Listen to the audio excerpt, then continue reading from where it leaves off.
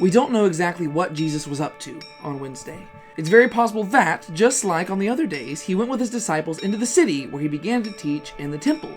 But it's also possible that on this day he decided to stay back in Bethany, probably staying once again with his friend Lazarus, perceiving that the threat against his life was so severe that he needed to stay away until it was the proper time for him to die. However, we do know what one person was doing on this day.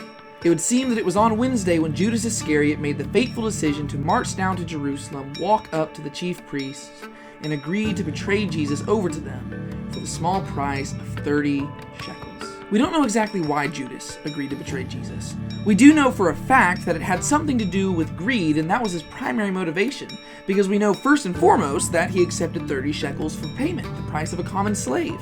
But at the same time, we know that Judas had been in charge of the money for the disciples, and that occasionally he had taken money out of it and had been stealing it for his own personal gain.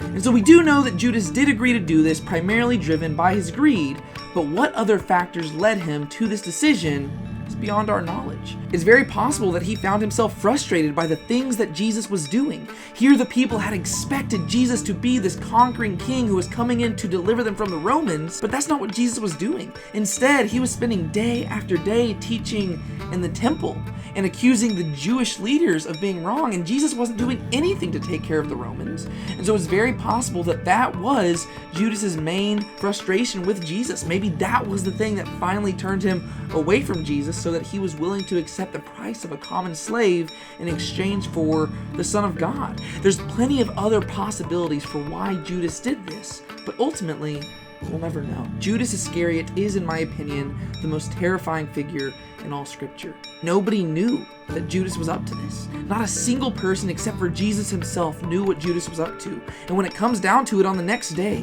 whenever Jesus says that one of them has betrayed him, everybody's going to assume that it's them rather than Judas.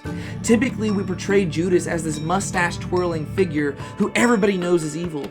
But that's not what Judas was. If you had looked to Judas, you would have thought that he was one of the godliest guys you knew. He was one of Jesus' 12 closest friends. But really, he was the devil in disguise. Whenever Judas first decided to follow Jesus, he didn't know this day would come.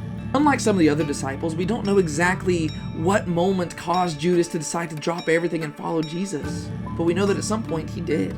We know that Judas, like the other apostles, he went out and he taught the gospel. He went out and he baptized people. He went out and he performed miracles in Jesus' name. And we've got to assume that from the beginning, he really thought that Jesus was the real deal. And he actually probably had a soft heart about this, and his heart was probably in the right place. But at some point, his heart began to stray, and his heart began to harden. And ultimately, we don't know all the reasons behind it, but it led up to this day, whenever he separated himself from the rest of the group, marched down to the very people who were wanting to kill his master, and agreed to betray him for 30 shekels. A deal that would ultimately lead to his untimely death only a few dozen hours later. And so on this day, we experience a bittersweet moment. On one side, we see the advancement of the gospel of God because everything is falling perfectly into place so that Jesus will die at precisely the right time in precisely the right manner. But at the same time, we have to see the severe cost that it took for him to get there. We have to see the betrayal of a dear friend. We have to see the degradation of the religious society around Jesus. We have to see how one man's self-focused nature led him to be so driven by greed that he was willing to betray his own dear friend, his own master, his own mentor, his own Lord, unto death for the price of a slave.